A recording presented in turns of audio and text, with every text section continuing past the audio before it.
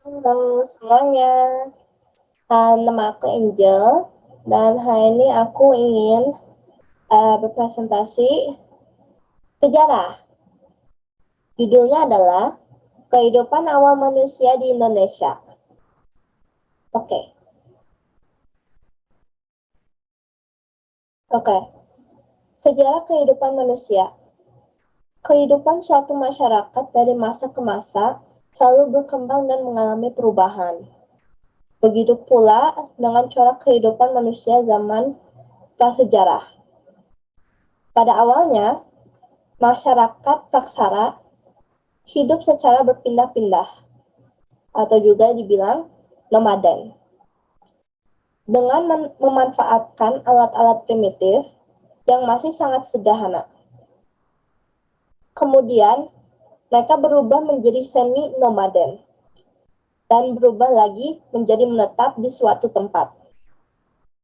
Berdasarkan cara kehidupannya, zaman praksara dapat dibagi menjadi 3 periode, yaitu masa berburu dan meramu, masa bercocok tanam, dan masa Rundaigian.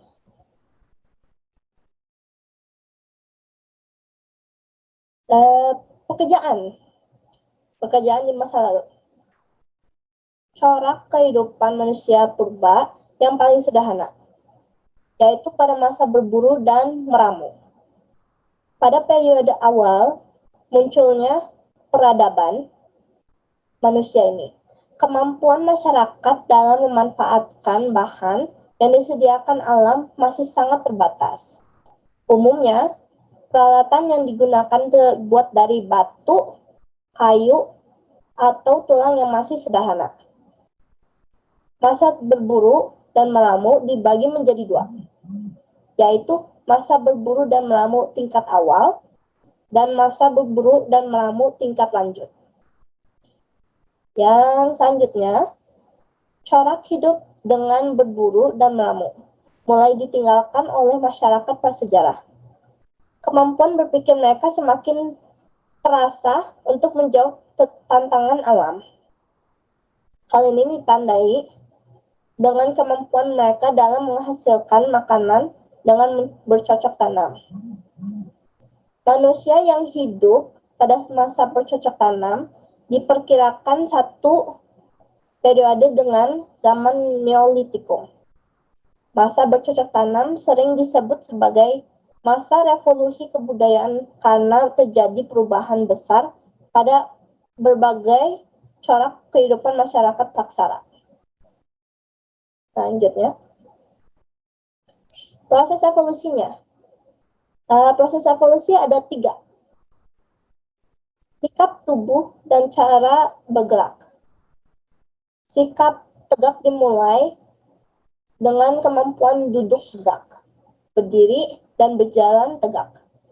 Kemampuan berdiri dan berjalan tegak dengan kedua kaki membebaskan tangan dari menunjang badan. Akibatnya, tangan dapat digunakan untuk membuat dan menggunakan alat, mencari dan membawa makanan, menyuap makanan, serta mengasuh anak-anak. Yang kedua, evolusi kepala. Evolusi kepala berhubungan dengan evolusi otak. Hal ini dikarenakan semakin modern manusianya, maka semakin membesar pula volume otaknya. Evolusi otak juga berpengaruh pada perubahan pola pikir, kebiasaan, cara hidup, dan pemahaman atas pengalaman. Evolusi kepala juga berkaitan dengan sistem pencernaan dan pernapasan. Perubahan makanan dan cara mengolahnya mempengaruhi struktur mulut sebagai alat pengunyah, terlebih setelah ditemukannya api.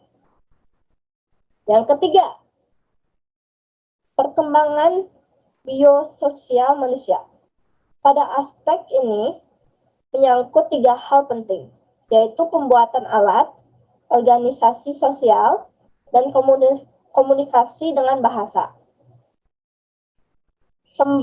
Pembebasan tangan dari menumpu badan dan perkembangan pikiran manusia yang lebih lanjut memicu manusia dapat membuat alat-alat dari kayu dan batu. Kepandaian manusia dalam memakai dan membuat alat mempermudah cara mencari dan mengolah makanan. Perburuan hewan secara kelompok memerlukan pengorganisasian dalam mengatur siasat bersama. Inilah yang mendorong terbentuknya organisasi sosial dan komunikasi secara verbal maupun non-verbal. Sebab komunikasi sangat diperlukan untuk mengatur kehidupan secara berkelompok. Itu saja dari Angel, dan terima kasih untuk mendengarkan. Bye!